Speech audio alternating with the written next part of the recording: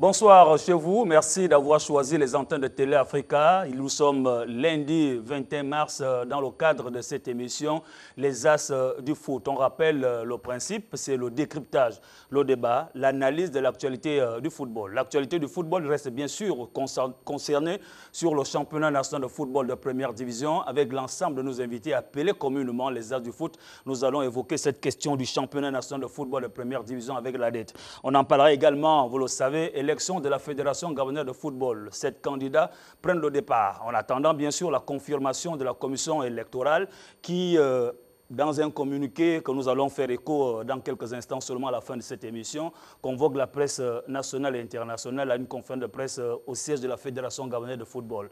Messieurs, j'ai plus envie d'individualiser le bonjour ou le bonsoir. Je voudrais tous ensemble dire bonsoir et savoir comment chacun se porte. Bonsoir, Rodrigue. Merci. Silence Mambo. Bonsoir. Bonsoir, M. Bikale. Comment va? Oh, comme un Gabonais qui attend les résultats de la commission pour la validation des candidatures. Pour l'élection, bien sûr. L'élection, naturellement, du président de la Fédération gabonaise de football. Vous avez un candidat? Je n'ai aucun candidat. Mon seul candidat, si je m'exprime en 7e, serait le football. Ouais, mais il représente le football, le footballeur. Oui, un représentant n'est pas le candidat. Merci beaucoup. Michel, bonsoir à comment tous. va? Brice, malheureusement, vous n'avez pas de représentant comme candidat.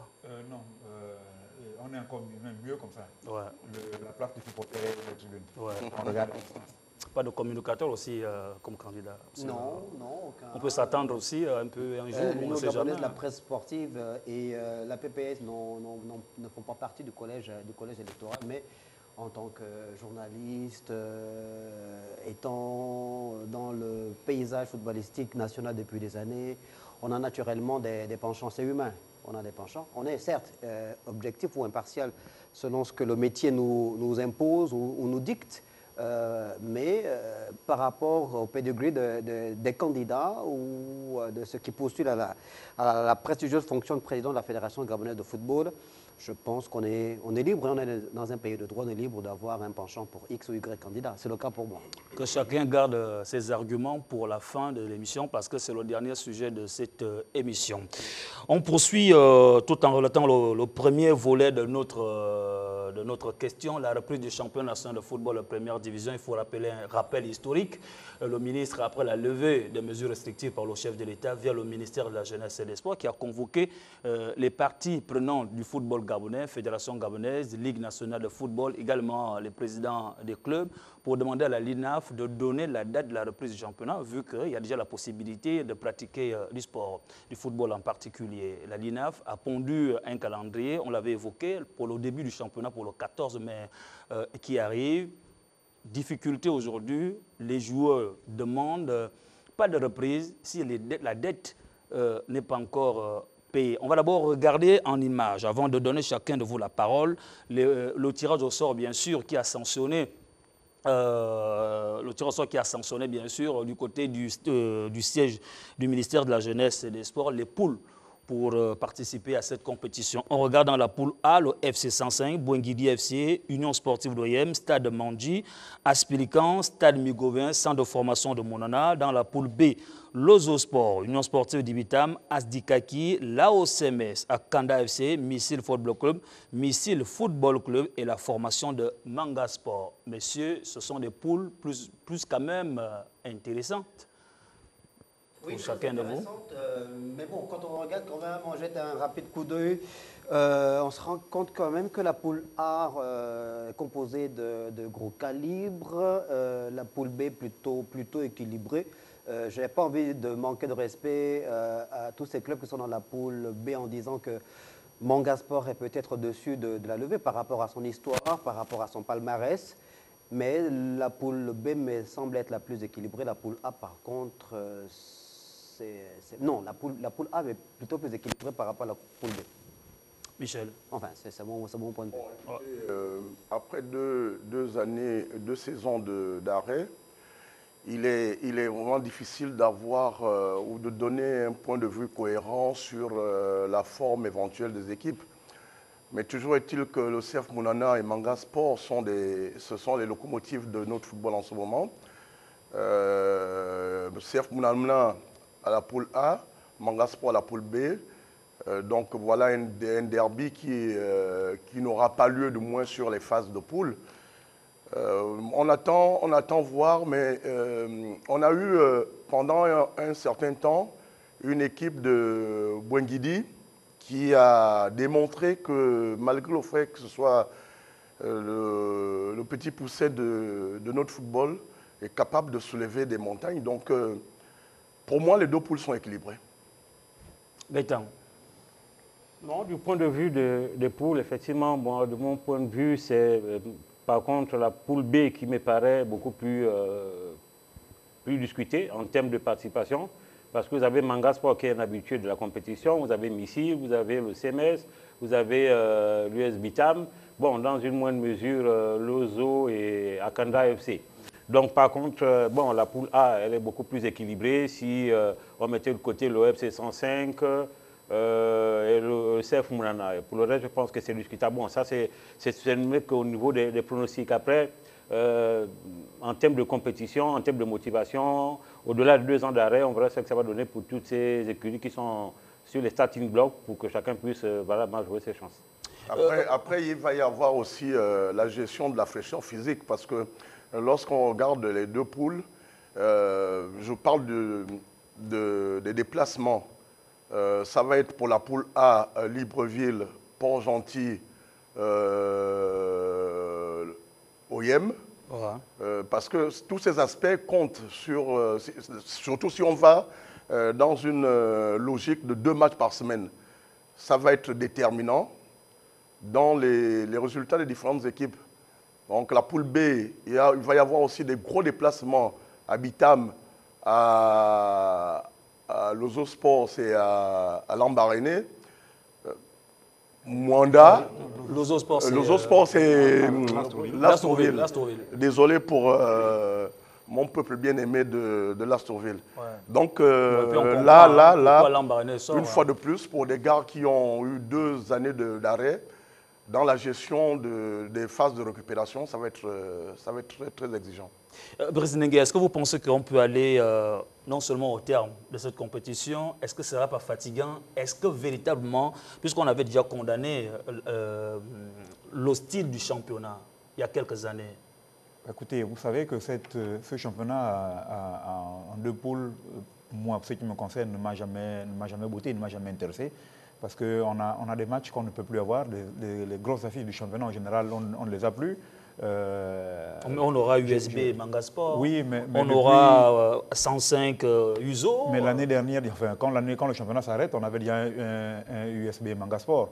Il y a 2 équipes qui appartiennent au championnat, par exemple, de première division, mais qui ne sont plus affrontées ces 3 ou 4 dernières années.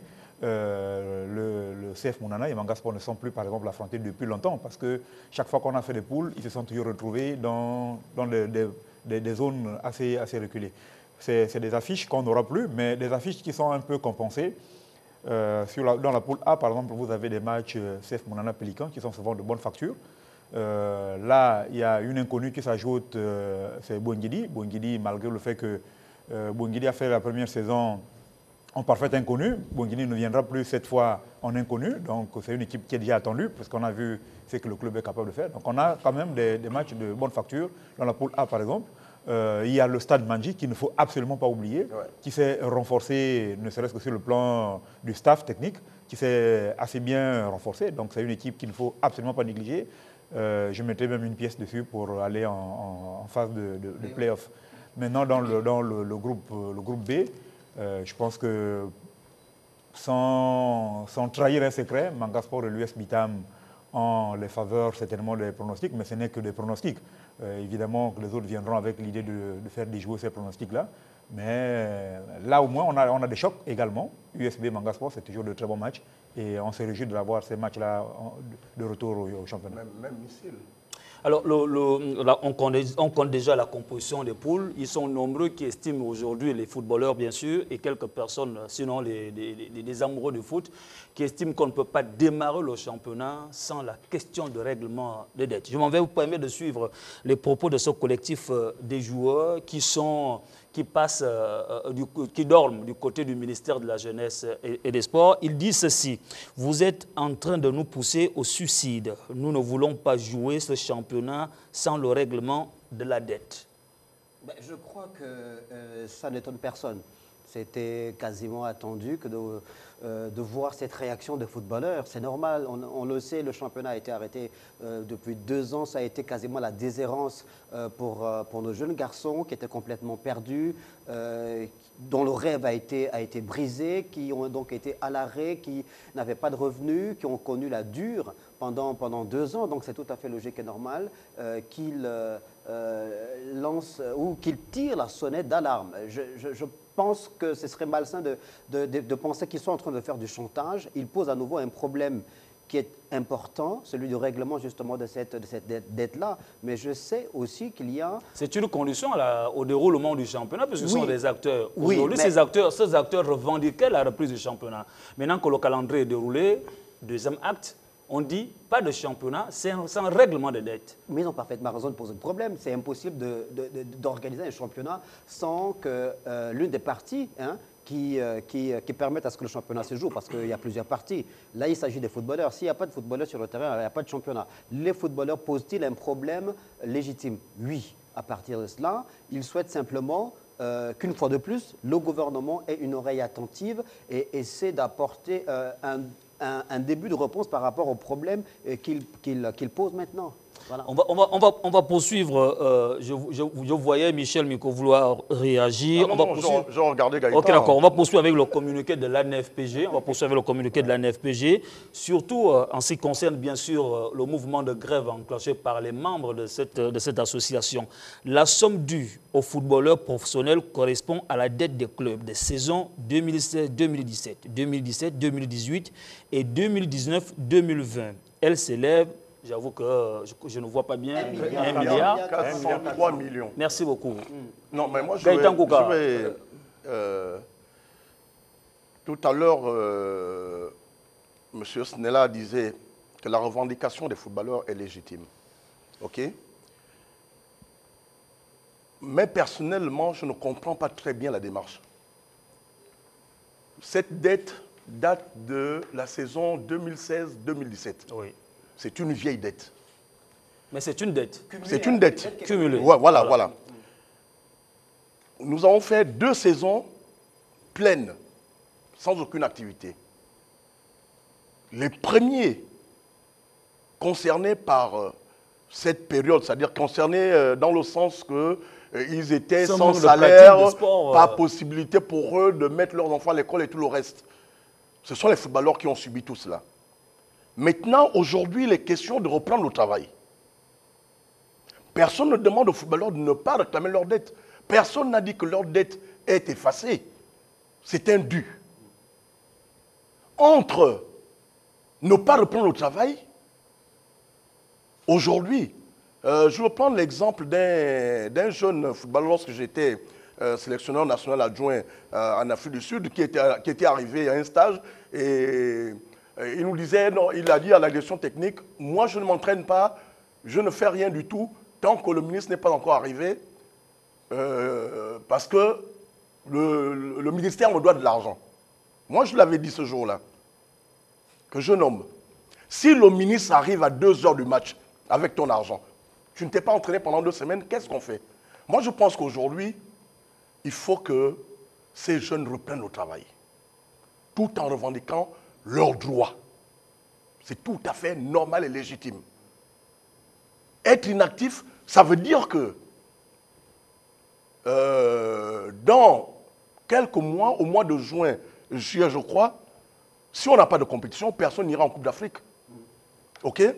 Lorsqu'on a une vitrine sur le plan international comme celle-là, parce qu'il y a possibilité pour beaucoup de partir de notre championnat pour d'autres championnats, ils doivent reprendre leurs activités professionnelles, ils vivent de ça, ils ont leur famille,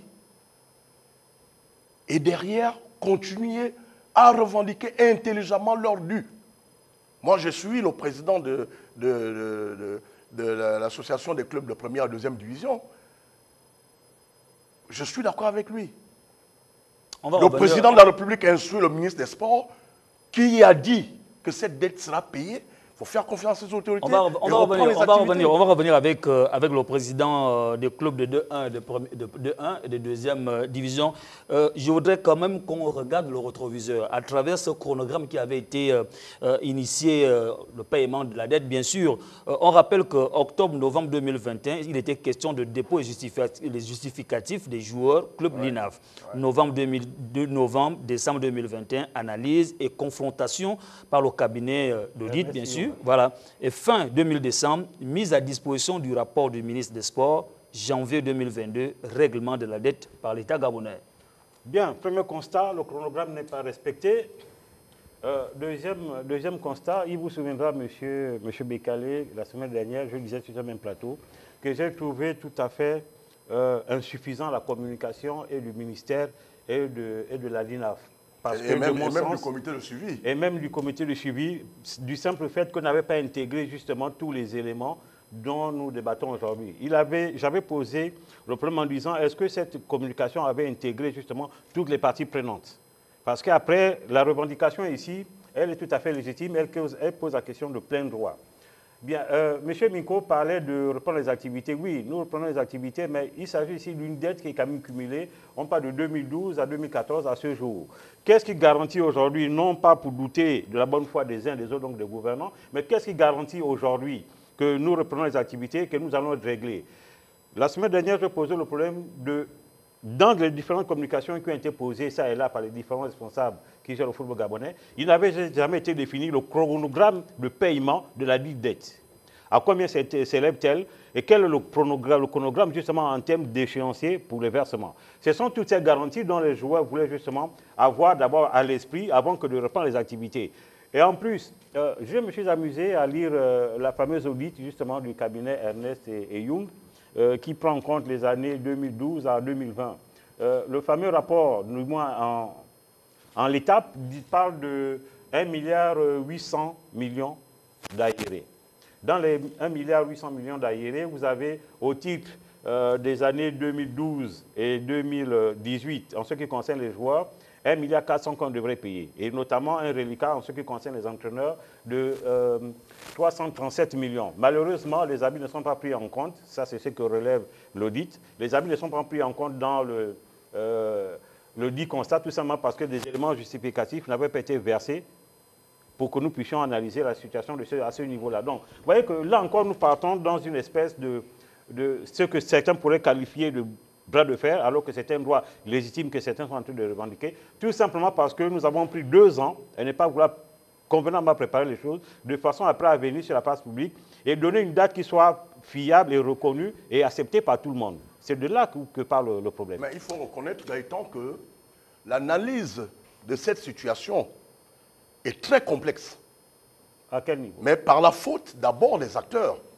Moi, j'ai assisté à plusieurs séances de travail que me faisait l'honneur de participer l'association des footballeurs professionnels. Mais le constat, il est là. Les 3/4 de footballeurs gabonais n'ont pas de contrat. Et voilà pourquoi le premier montant qui avait été arrêté par l'association des footballeurs professionnels avait été contesté. Donc, c'est tous ces éléments-là, en fait, qui ont mis du sable dans la machine d'analyse. Et qui retardent certainement... Et qui continuent à retarder aujourd'hui. Donc, refuser de laisser ces gens-là, cette structure, continuer à travailler et nous ressortir les... Parce qu'on peut payer, mais il faut que tout le monde se reconnaisse dans ce qu'on va recevoir. Oui. Donc, c'est un travail important.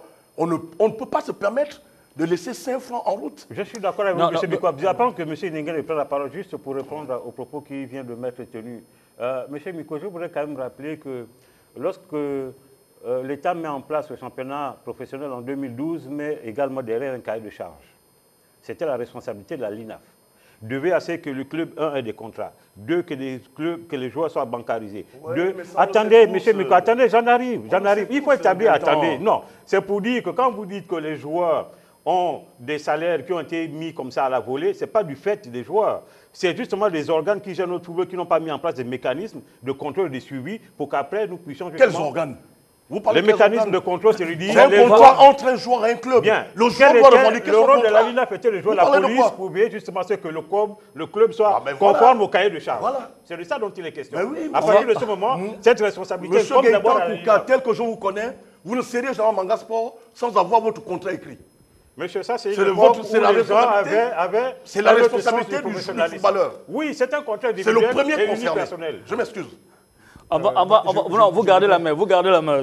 On va revenir avec le ministre, les propos du ministre au sortir, bien sûr, de cette séance de travail qu'il a convié Fédération et Ligue nationale de football, mais également au club. Le ministre dit ceci: l'audit de la dette sociale n'est pas encore fini et les arriérés des salaires dus aux joueurs ne sont pas encore arrêtés. Ben, mais c'est clair, ça avait déjà été dit et par Michel et par Gaëtan. Si tout n'est pas arrêté, on ne sait pas quoi payer. Ouais. Et si on ne sait pas quoi payer, le danger, c'est que demain, on ne paye une partie des joueurs pour que, quand on pense qu'on a réglé le problème, une autre partie débarque pour dire que nous, on n'avait jamais reçu nos fonds. On a vu l'exemple dernièrement avec les fonds versés par la Fédération camerounaise de football au sujet de justement de cette dette-là, pour éponger un tout petit peu ce volet-là, permettre aux joueurs de respirer pendant la période de la Covid. On a vu que certains clubs qui n'avaient aucune dette se sont présentés et ont touché cet argent parce qu'on a divisé le montant à percevoir par les clubs par le nombre de clubs qu'il y avait, alors qu'à l'intérieur, il y avait des clubs qui n'avaient pas de dette et qui avaient payé intégralement leurs joueurs. Comme le Stade Manji, par exemple. Comme le Stade Manji, comme Manga, par exemple, c'est des clubs, et le CF Mounana, je pense, Tout à fait. qui n'avaient pas de dette, mais qui ont quand même, à qui on a mis l'argent à disposition Je pense que la question de la dette aujourd'hui due aux joueurs, il faut l'analyser dans tous les sens. C'est de la responsabilité de tous. Ce n'est pas parce qu'on va taper sur le ministre aujourd'hui qu'on va régler le problème. Parce que autant le ministre qui est le garant du football aujourd'hui est en faute parce qu'ils n'ont certainement pas mis de l'argent à disposition, ce qui m'étonnerait parce qu'un budget, il est voté annuellement. La question, en fait, il faut comprendre. Est-ce que l'audit cherche à savoir qu'est-ce qu'on doit ou l'audit cherche à savoir ce qu'on a fait de l'argent qui avait été mis à disposition du championnat national? C'est ce qu'on doit, quand on essaie de regarder quand même. Ça veut dire qu'on va biaiser le problème. Et il n'y a jamais de budget décaissé par l'État qui soit un budget décaissé à moitié. Du genre, vous avez 200 milliards cette année pour une activité quelconque, et puis dans 2 ans, on vous dit que l'argent a été débloqué pour le paiement, et puis dans 2 ans, on vous dira que l'État doit encore de l'argent, parce qu'on n'a pas décaissé totalement l'argent. Ça m'étonne quand même. Il faut chercher à savoir qu'est-ce qui avait été prévu dans le fonctionnement, qu'est-ce qui a été dégagé, et est-ce que c'est allé réellement dans ce qui a été prévu. On sait, toute la presse nationale en a parlé, de ces présidents de club ce président de club qui allait acheter une voiture avec l'argent du versement de la subvention. Ça, on le sait, c'est paru dans tous les journaux. Donc, il faut retrouver cet argent-là, il faut retrouver ceux qui ont dépensé l'argent des joueurs. Parce qu'aujourd'hui, c'est facile de dire à l'État que vous nous devez de l'argent. Mais en fait, c'est même honteux dans le monde entier aujourd'hui que cette information-là passe dans les chaînes à l'international pour dire que c'est l'État qui nourrit les joueurs, c'est l'État qui nourrit le championnat, c'est l'État qui continue à tout faire. C'est ridicule, c'est risible. Donc, à un moment donné, il faut prendre du recul et puis se dire qu'il y a beaucoup de façons de régler les problèmes, pas toujours par la force. Moi, je vais prendre, quand on veut régler les problèmes par la force, je vais tirer la sonnette d'alarme en disant aux joueurs qu'ils se souviennent de l'histoire avec FC Akanda. Des joueurs qui étaient en conflit avec Akanda avaient refusé de jouer et qu'est-ce qu'Akanda a fait? Pourtant, l'année d'après, Akanda a joué. Et Akanda a joué comment? En allant récupérer par solidarité les joueurs dans d'autres clubs. Les clubs ont prêté des joueurs à Akanda pour permettre à Akanda de démarrer le championnat. Il ne faut pas qu'on arrive à cette situation-là où ils seront mis à l'écart. Il faut que les joueurs trouvent des méthodes intelligentes pour réclamer leur dû, mais sans abandonner leur travail. Parce qu'en fait, ils doivent vivre de ça. Mais les solutions, il y en a. Et on peut tous participer à ces événements-là pour aider les joueurs à trouver des solutions idoines. Voilà, au sortir du tirage au sort qui a sanctionné, bien sûr, la participation de chaque équipe dans chaque poule, on a interrogé le président de l'association des clubs de D1 et de D2, Slange Pambo. Vous gardez la main. Il dit ceci, Landry Nkei, c'est lui le président. L'État a dit qu'il va payer. Vous n'allez pas lui mettre le couteau à la gorge pour s'acquitter de la dette. Il faut que les joueurs fassent preuve de patience. Tout a été dit autour de la table. Les arguments des uns et des autres sont pertinents pour faire comprendre à l'Association nationale de footballeurs de Gabon, aux footballeurs qui sont concernés au premier chef par cette situation, qu'il y a une dette certes qui existe, mais qu'il y a aussi une volonté affichée par les gouvernants de pouvoir toiletter. Je crois que c'est le souhait de tous les principaux acteurs qui ont pris part aux dernières assises qui ont été organisées au Nomade au mois de mai 2020, c'était bien ça? Du 10 au 22. Voilà, 2020, celui de mettre en place les différents mécanismes qui sont arrimés à l'orthodoxie sur le plan de la gestion des fonds qui sont alloués par l'État et mis à la disposition des acteurs de notre monde du football. Je ne pense pas qu'il y ait une volonté manifeste affichée par le gouvernement via le ministère de Sport de pouvoir balayer d'un revers de main cette dette-là. Michel l'a dit, Brice aussi, il y a surtout la recherche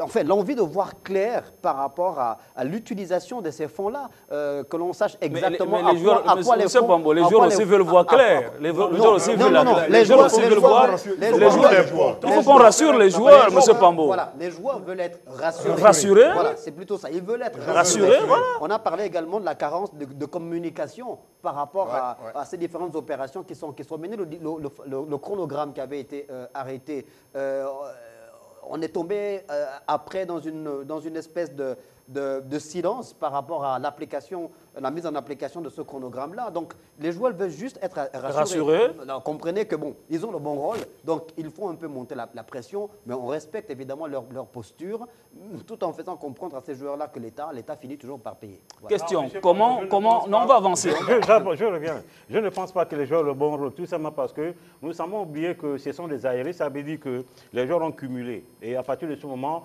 il y a des charges incompréhensibles parce que ce sont des individus qui ont des familles et des charges.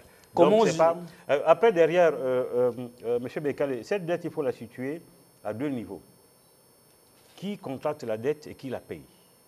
Je pense que si le ministère, sur la base du propos qu'a tenu M. Nengue, si le ministère a décaissé les moyens pour mettre à disposition des dirigeants du club, il appartient donc aux dirigeants du club de régler cette dette. Le ministère fait simplement une audit parce qu'il est le pourvoyeur de moyens pour savoir, j'ai sorti les moyens pour une mission, qu'est-ce qui a été fait et pourquoi aujourd'hui, qu'est-ce qui me reste à payer si j'ai l'aventure, je reste à payer. À la lumière des faits, c'est plus la question, nous sommes sur le plan social, pour parler ainsi. C'est d'abord la dette des joueurs qui est mise en avant. Après, derrière, il y a la question des structures, des infrastructures. Donc, c'est un problème qui est tellement pendant, qui est tellement lourd, qui risque encore de faire beaucoup de remous dans l'histoire, dans le monde du football gabonais. Imaginons.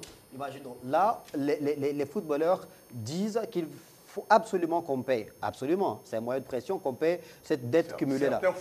Certains footballeurs. Et si le ministère des Sports... Ils ne sont pas tous adhérents de l'association de... Alors qu'ils ont fait... Non, mais tous revendiquent pour la même cause. Tous revendiquent pour la même cause. Alors qu'ils ont fait 2 ans d'inactivité. Et si le ministère des Sports avait également mis en relief une condition pour cette reprise du championnat en disant, mais bon, si les clubs n'ont pas jusqu'aujourd'hui apporté leur justificatif ou leur justif par rapport aux fonds alloués, on ne démarre pas le championnat. On aurait trouvé le ministère irresponsable. On reste sur cette question de Solange Pambo et sur ses propos en termes de conclusion. Juste un petit mot pour passer au deuxième sujet. Quel qualificatif pour le geste de ces joueurs qui dorment à la belle étoile du côté du ministère de la Jeunesse et des Sports? Le désespoir. Le désespoir. Vous n'avez pas le désespoir, Michel? La désolation. La désolation. La responsabilité. La responsabilité. Si le désespoir n'anime pas ses enfants, je ne sais pas de quoi d'autre on parlerait. On passe au deuxième sujet de cette émission. Avant le deuxième sujet, bien sûr, je voudrais quand même vous faire remarquer que cela fait près de 700, on va regarder 743 jours que le championnat national de football de première division ne se joue pas chez nous. On espère que la date prévue par la LINAF, la Ligue nationale de football, sera une date respectée et que les partis trouveront une solution pour tous démarrer le championnat national de football de première division. Mais si on va aborder la question de l'élection de la Fédération gabonaise de football, qui fait parler d'elle, cette élection aujourd'hui, nous avons, je rappelle que c'est 7 prétendants. Ils ne sont pas encore confirmés puisque la commission va siéger pour rendre publique la liste des candidats qui devraient aller face à peut-être à Pierre-Alain Mungengi. D'abord, on va regarder une image de ces 7 candidats. Vous regardez avec nous vous avez Brice Mikanjambo, Pierre-Alain Mungengi, Jérôme Efonzolo, Valérie Ondo Ebe, Diego Dieudonné Ndoumou et Désiré Meba. Je pense que je prononce bien.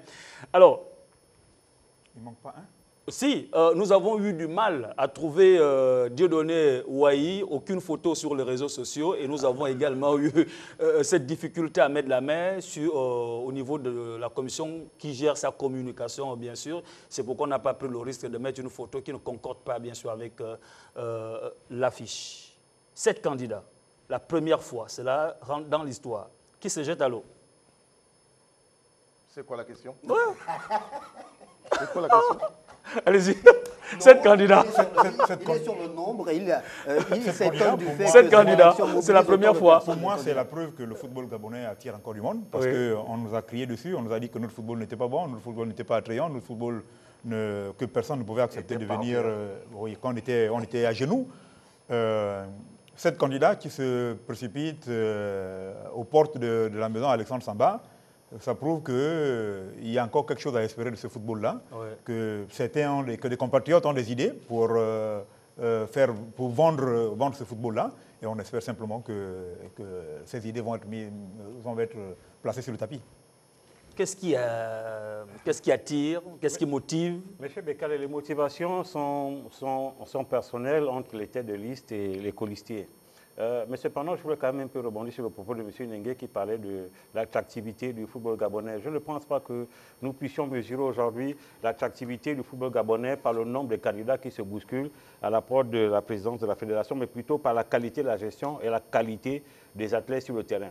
C'est en cela que notre indice va augmenter et nous aurons beaucoup plus de lisibilité et de visibilité sur le plan international. Bien, maintenant, de la liste des gens qui sont présentés, comme vous disiez, il n'y a encore aucune candidature de validée, vu que la commission électorale apportera des précisions là-dessus demain. Et en ce qui me concerne, à ce stade, je me réserve le droit de faire tout commentaire. J'attends que la commission fasse son boulot, de façon à ce qu'elle valide et rejette certaines candidatures pour que je puisse me prononcer de manière spécifique sur les potentiels candidats. Silence Pambo. Non, ça reste que le football est le sport roi dans le monde et plus particulièrement au Gabon. Ça reste que le football gabonais, pour moi, ça reste une discipline attractive. J'en veux pour preuve sa locomotive qu'est l'équipe nationale avec à la pointe son capitaine Pierre-Emerick Aubameyang. Point de besoin de revenir sur les performances de ce jeune garçon-là. Ça reste que ce football gabonais est en pleine reconstruction, qu'il y a une forme de dynamisme, le monde étant dynamique lui-même.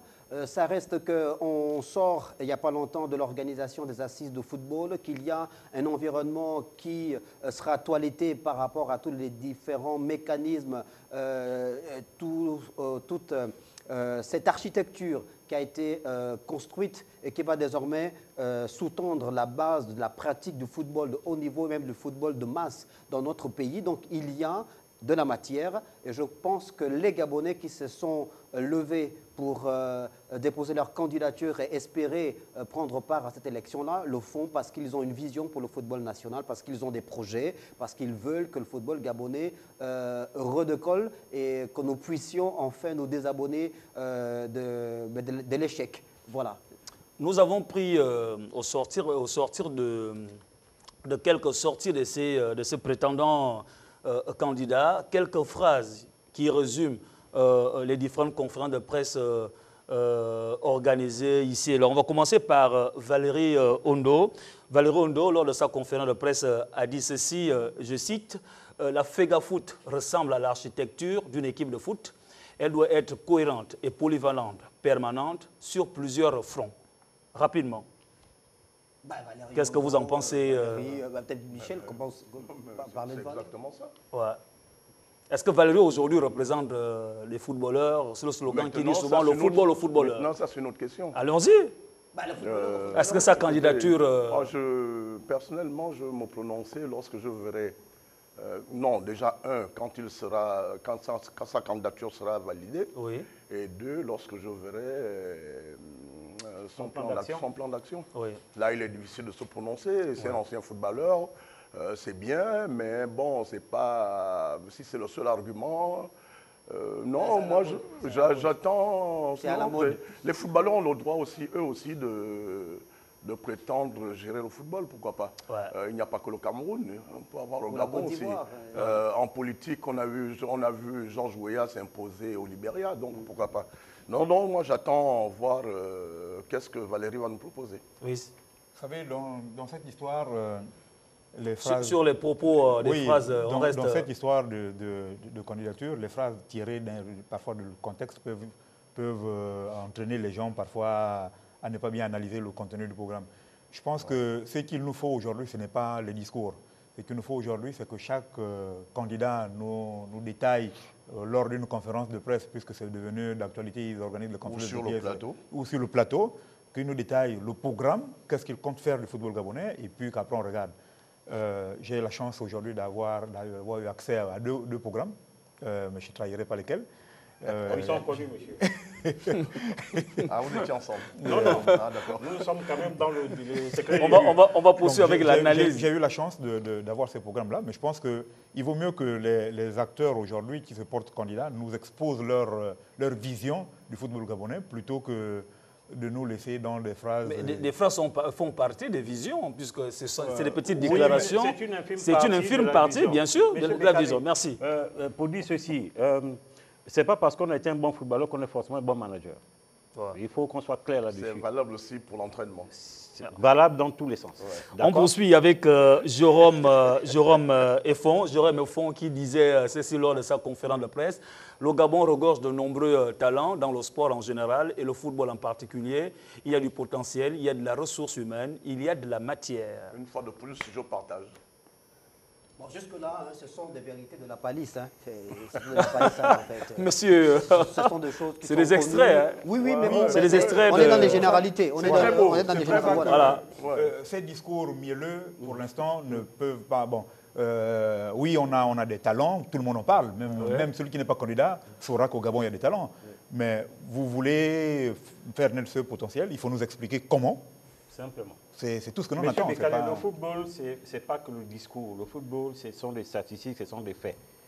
J'ai une Olympiade sur tel domaine, voilà ce que je compte faire, voilà quelles sont mes sources de financement, voilà. Ça, ce sera lors des conférences, ça, ce sera lors du déballage. Pour l'instant, on revient sur Effon. Il termine deuxième en 2018. Est-ce que vous pensez qu'il garde toujours la main? Non, je ne pense pas, simplement parce que après son élection en 2018, complètement sorti des circuits, il réapparaît comme par enchantement. Je ne sais pas ce qu'il a. Le football, c'est une discipline qui est discontinue. Lorsque vous êtes en contact, sauf si vous arrêtez votre carrière, là on dit il a arrêté. Mais lorsque vous avez une blessure, c'est qu'il a arrêté, mais il est toujours en activité. Monsieur Fanzolo arrivé en 2018 contre le président. Il est sorti quand même deuxième. Hein. Oui, le fait d'être sorti deuxième lui a donné certainement cette crédibilité et cette aura. Mais il aurait dû entretenir son électorat capitaliser pendant ces 4 dernières années. Il disait que lors de la conférence de presse, il faisait des tournées, mais ce n'était pas médiatisé. Oh, oui, il allait du côté de Port-Gentil. Il allait du côté de Port-Gentil remettre quelques ballons. Mon défunt père, le président Omar Bongo Ndimba, qui disait que le Gabon est une maison en verre où on voit, celui qui est à l'intérieur voit ce qui se passe à l'extérieur, celui qui est à l'extérieur voit ce qui se passe à l'intérieur. Même sans médias, on peut savoir. Qu'est-ce que... Non, je m'attendais à... Vous avez quel problème? Non. J'étais tout de suite, j'attendais le grand dicton, la grande parole du président qui allait venir. Mais je voudrais quand même justement emboîter le pas à Gaëtan. Vous savez, dans le football, il n'y a pas de hasard. Une élection, ça se prépare. Et les acteurs d'hier, les présidents des clubs, il y a beaucoup de présidents qui ont changé. Il y a des jeunes présidents qui sont arrivés dans certains clubs, certains ont pris leur retraite. Donc en fait, l'influence n'est pas toujours... enfin, on ne va pas dire que 2018, on était sorti deuxième, et donc en 2023, c'est sûr qu'on sera... Enfin, 2022, c'est sûr qu'on sera premier. Non, c'est pas... comme on dit souvent, le football n'est pas mathématique. On peut perdre un match aujourd'hui et puis gagner un autre contre le même adversaire demain. Mais puis jusque-là, moi, le constat que je fais quand je regarde un peu les déclarations de candidature, les 7 là, que vous avez présentés, on voit qu'il y a 3 anciens arbitres. 6 là, vous avez présenté. Donc il y a 3 anciens arbitres, il y a un ancien footballeur, Le constat fait sur le terrain, c'est que, heureusement, on est en démocratie, on va dire. Est-ce que tous les footballeurs ne sont pas forcément tournés vers la candidature du footballeur qui est jusque-là, qui se propose à cette élection de la FEGAFOOT, et puis tous les arbitres aussi ne sont pas forcément derrière tous les autres arbitres qui sont candidats. Donc, voilà. C'est bien on poursuit avec des séquences de déclarations avec Désiré Meba. Désiré Meba qui dit, ceci au sortir de sa conférence de presse, il a également organisé un déjeuner de presse. Notre projet de la bonne gouvernance mettra à la Fédération gabonaise de football d'être autonome, permettra d'être autonome financièrement et de ne plus dépendre de la manne étatique. Je pense qu'il y a une petite erreur sur la manne. Voilà, il y a une petite erreur. L'État dépendra. Lui, c'est mon inconnu. Je connais personnellement 5 des 7 candidats. Il est président d'un club Je le connaissais au Songo. Oui. Puisqu'il est président au Songo. Ah, d'accord. Je sais qu'il est un adepte. Il est d'ailleurs. Il est président d'un club. Président, oui. De foot. Je l'ai découvert l'année dernière. Enfin, j'ai découvert le club sans connaître qui était le président. C'est à partir de sa candidature que j'apprends que c'est lui qui est président de ce club-là qui vient d'être mis en place du côté dans le grand nord du pays. Je ne sais pas ce que l'homme vaut dans le football, ce qu'il sait faire dans le football, parce que je n'ai aucun repère et je serais malvenu aujourd'hui de dire quoi que ce soit.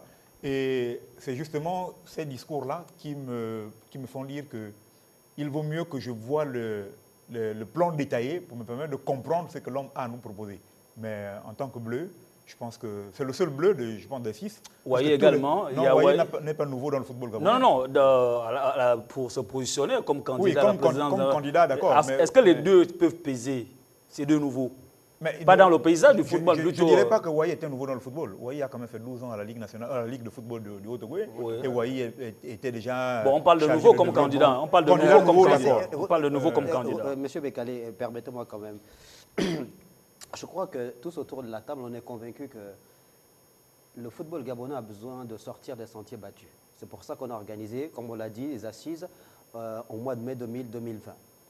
Le football est aujourd'hui un domaine très important qui participe du développement, même économique, des pays. Parce que ça génère beaucoup de revenus, parce que ça permet de prendre en charge des compatriotes. Le football aujourd'hui s'est complètement révolutionné. De plus en plus, la FIFA demande aux fédérations continentales et aux confédérations continentales, aux fédérations dans chaque pays de pouvoir s'arrimer aux standards internationaux pour gérer, pour les questions de gouvernance, pour les questions de développement de ce sport-là. C'est pour ça que ce n'est pas une affaire d'aventurier, en fait. Vous comprenez? Ce n'est pas une affaire d'aventurier. Il faut laisser le football à des gens qui ont de l'épaisseur, des gens qui ont une histoire, des gens qui ont un vécu, un pedigree, des gens qui ont fait leurs preuves, qui connaissent les arcanes du football national et international. Ce n'est pas une affaire de haute toit de là que je m'y mette. Ouais. C'est trop important pour le Gabon pour qu'on confie la gestion de notre football à des aventuriers. Je respecte tous ceux qui veulent être président de la Fédération gabonaise de football, mais qu'on comprenne qu'on doit s'inscrire dans une dynamique mondiale, dans une dynamique africaine impulsée par la nouvelle équipe dirigée par Patrice Motsepe, le président de la Confédération africaine de football. On respecte le vécu, l'expérience, le poids des uns et des autres dans le monde du football mondial et africain. C'est important. On poursuit avec des extraits des sorties de conférences de presse des différents candidats, en fait, ceux qui se sont lancés comme étant candidats. On va parler avec Dieudonné Ndoumou qui dit, Dieudonné Ndoumou qui dit ceci: fort du contexte éradiqué du football gabonais, marqué par plusieurs carences dans l'organisation du football au Gabon, par l'absence d'une vision prospective. Dieudonné Ndoumou. Encore des écrits. Oui. Le président Ndoumou, on le connaît. Il faut rappeler que le président Doumou était président de la Ligue de football de l'Ogooué Maritime. Voilà, il était également président du comité de normalisation de la Fédération gabonaise de football. C'est lui qui a actualisé les textes avec lesquels aujourd'hui le football gabonais fonctionne. Je fais mien les propos de M. Pambo. Aucun autre commentaire. J'attends voir le programme. Moi, par contre, je voulais revenir un temps soit peu sur le propos de M. Pambo pour dire oui, il faut laisser à ceux qui ont de la texture, oui, il faut laisser à ceux qui ont du poids, mais de quel poids s'agit-il? Parce que lorsque quelqu'un fait mal, c'est effectivement aussi à mettre au crédit du poids. Donc il appartient aussi... Faut-il prouver que la personne a... Très bien, à partir de ce moment, nous sommes dans le procès d'intention. D'accord? Ici, des candidats déclarés, nous avons ceux qui sont aux affaires, donc qui ont un bilan à défendre, qu'on peut valablement et objectivement critiquer. Et sur les autres, on peut spéculer justement du fait, comme a dit M. Inengue, du fait d'être des bleus.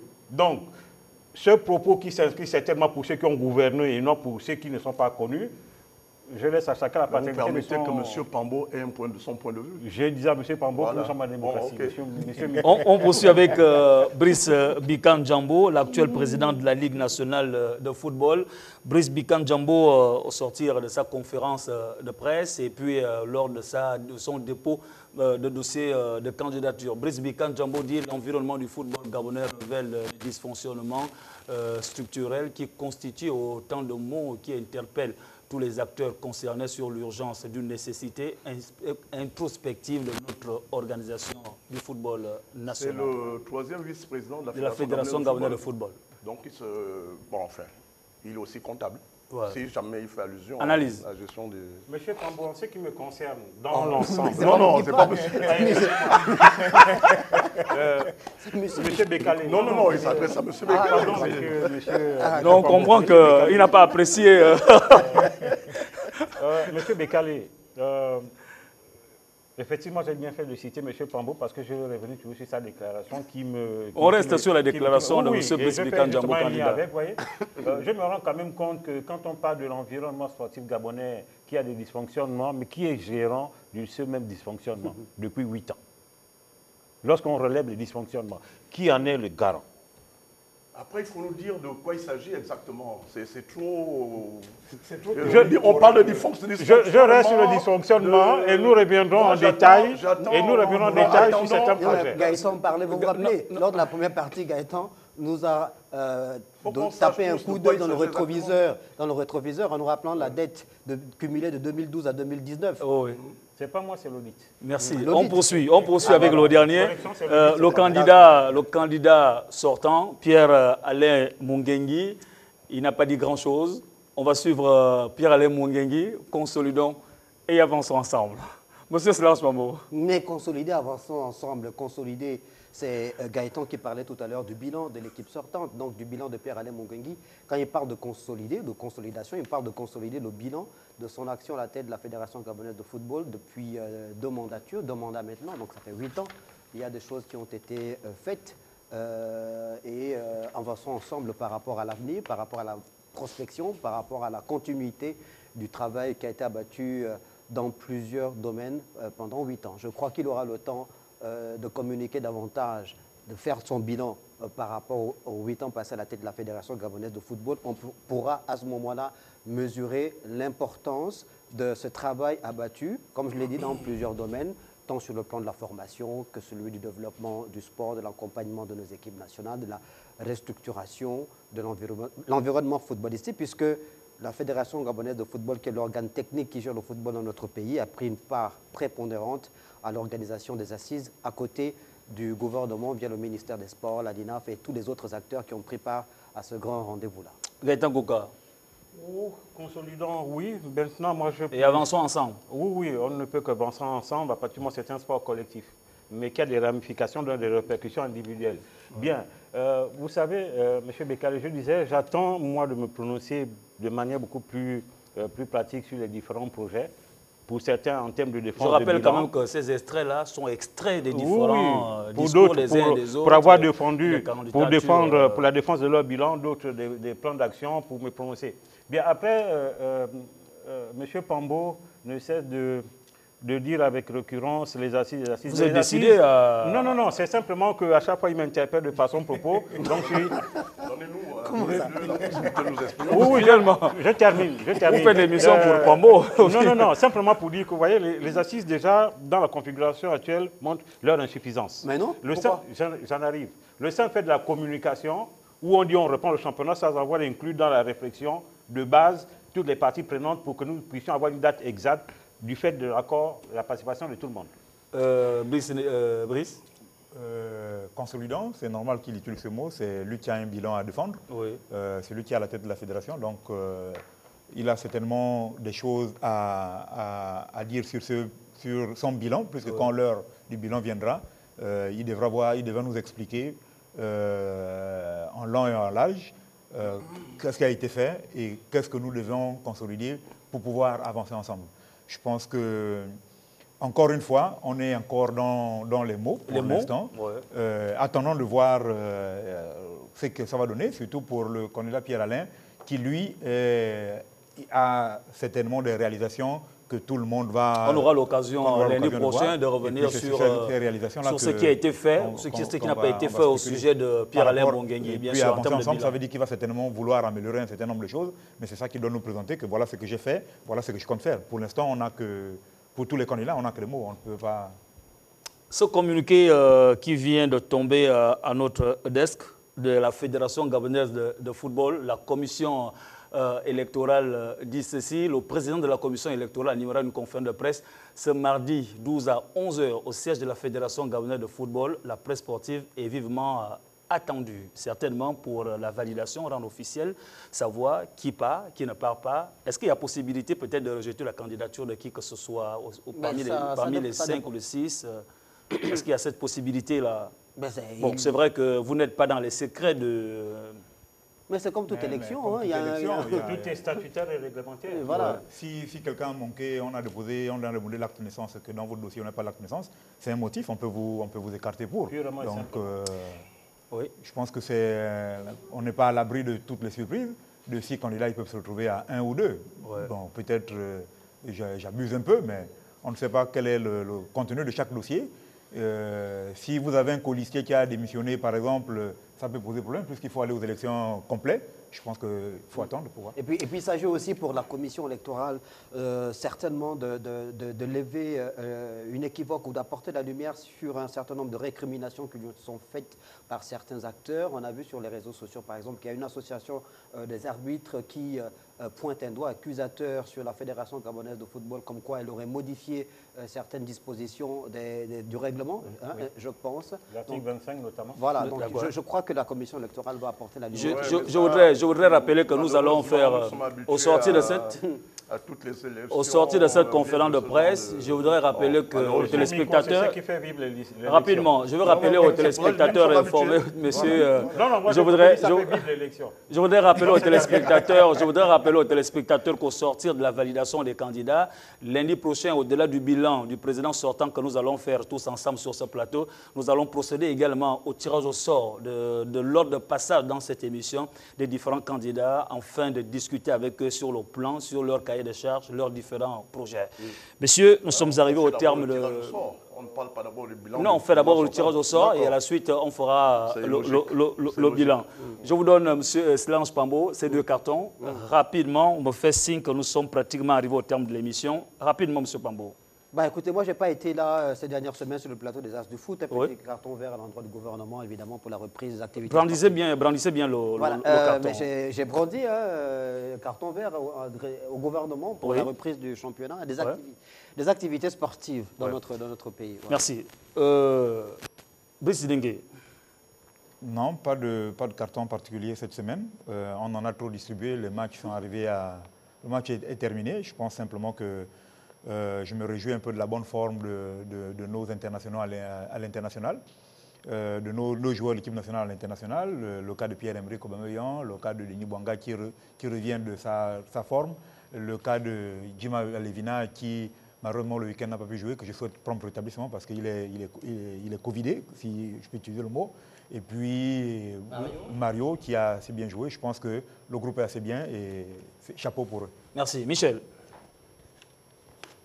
Allez-y, rapidement, Michel. Oui, si un arbitre a un carton entre les mains, c'est pas forcément, ça ne veut pas dire forcément qu'il doit les brandir. C'est pour ça Bon, que j'ai préféré ne pas. moi, je vais, Rapidement, dans un Michel. premier temps, Oui. demander aux footballeurs en activité, humblement, de reprendre leur travail. C'est une question d'intérêt national. Reprendre leur travail et continuer à défendre intelligemment leurs droits. Un carton rouge, en fait pas rouge mais orange, à tous ceux qui pourraient manipuler ces jeunes dans l'obscurité, dans le sens de bloquer une fois de plus le début du la championnat. machine. Merci, Michel. Gaëtan. Oui, monsieur Bécalé. Bien, exceptionnellement, carton vert au ministre des Sports, Oui. pour simplement avoir diligenté cet audit qui nous permettra de voir beaucoup plus clair sur la gestion de ce qui avait été appelé à l'époque football professionnel au Gabon, qui pour l'instant est un véritable échec. Merci d'avoir été de nôtres sur les antennes de Télé Africa. Les As du foot, c'est terminé pour aujourd'hui. On aura l'occasion de nous retrouver lundi prochain avec le même plaisir. N'oubliez surtout pas tirage au sort pour l'ordre de passage des candidats à l'élection de la Fédération gabonaise de football. On parle également du bilan de Pierre-Alain Mungengi qui se succède à lui-même, bien sûr, qui est candidat à sa propre succession. L'équipe éditoriale, Berlek Lekoba, malgré qu'il soit ici, la supervision de cette émission était assurée par Solange Pambo. Merci à chacun d'avoir été de nôtres. Portez-vous comme un ballon de foot, toujours en mouvement.